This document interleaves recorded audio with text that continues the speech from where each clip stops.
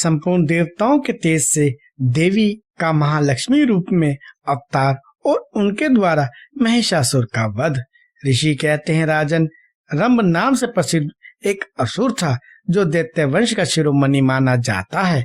उससे महातेजस्वी महिष नामक दानव का जन्म हुआ था।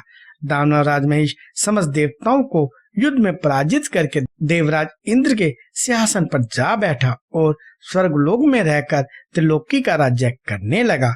तब पराजित हुए देवता ब्रह्मा जी की शरण में गए।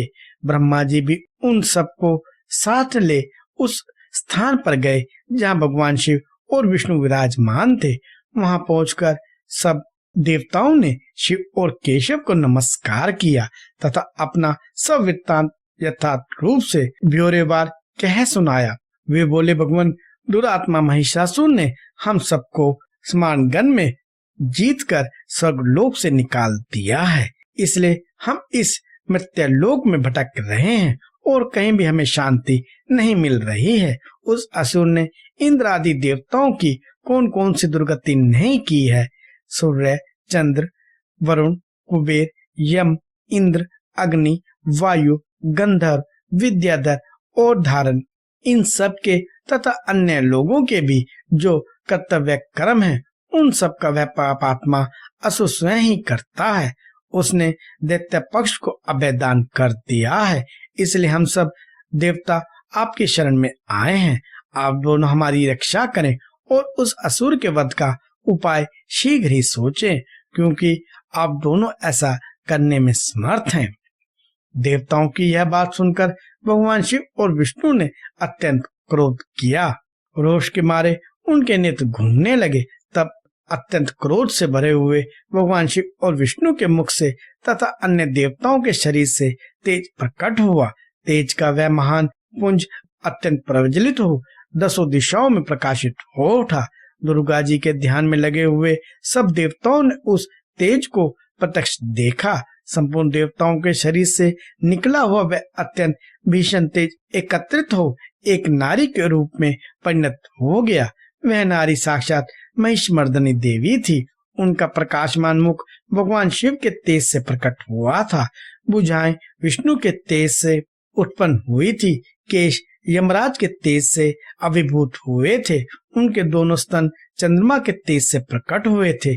कटिभाग इंद्र के तेज से तथा जंगा और उरु वरुण के तेज से पैदा हुए थे। पृथ्वी के तेज से नितम का और ब्रह्मा जी के तेज से दोनों चरणों का आविर्भाव हुआ था। पैरों की उंगलियां सूर्य के तेज से और हाथ की उंगलियां वसुओं के तेज से उत्पन्न हुई थी। नासिका का कुबेर के, दांत प्रजापति के, तीनों नेत्र अग्नि के, दोनों भाई साध्य गणों के, दोनों कान वायु के तथा अन्य देवताओं के तेज से प्रकट हुए थे।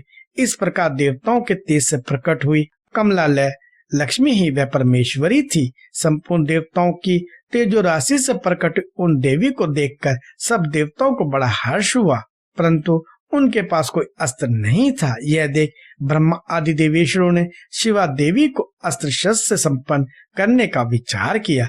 तब महेश्वर ने महेश्वरी को शूल समर्पित किया।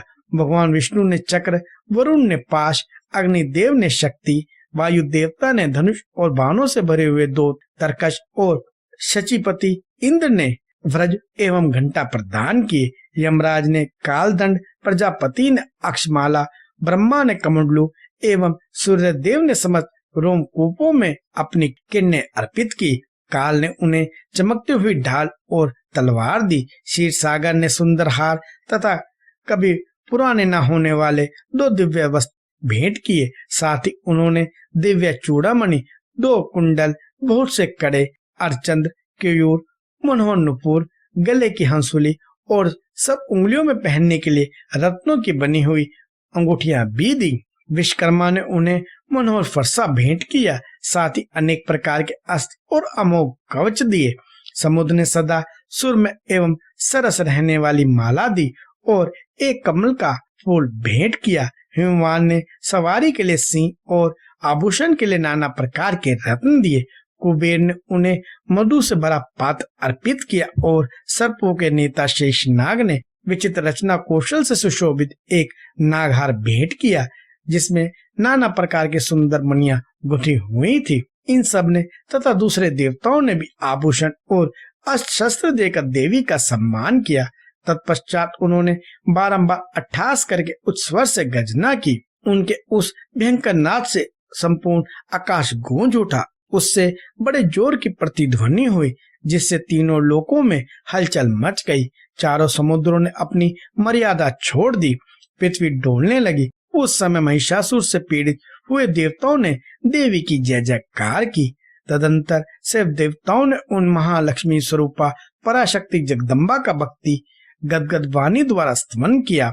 संपूर्ण त्रिलोकी को शोभग्रस्त देखकर देववैरी दैत्य अपने समस्त सेना को कवच आदि से सुसज्जित करके हाथों में हथियार ले सहसा उठ खड़े हुए।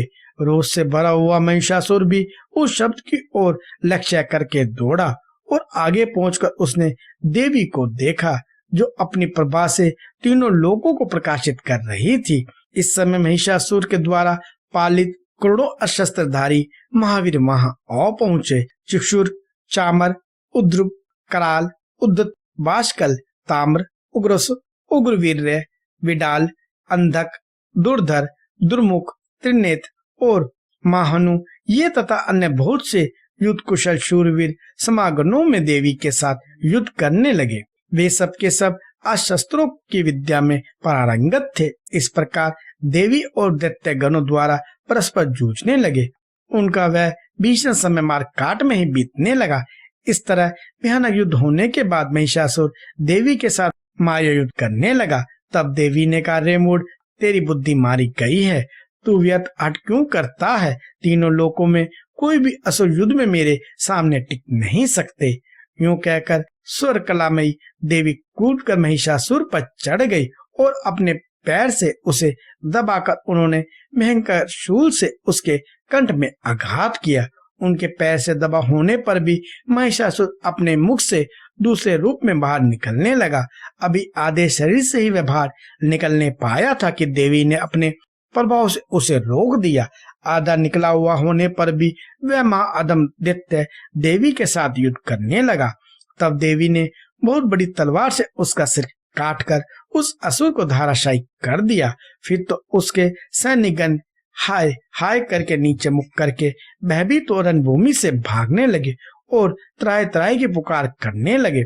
उस समय इंद्र आदि सब देवताओं ने देवी की स्तुति की, गंधर्व गीत गाने लगे और अप्सराएं नृत्य करने लगी। राजन, इस प्रकार मैंने तुमसे देवी के महालक्ष्मी अवतार की कथा कही है। अब तुम सुश्रुत चित्त से सरस्वती के प्रादुर्भाव का प्रसंग सुनो।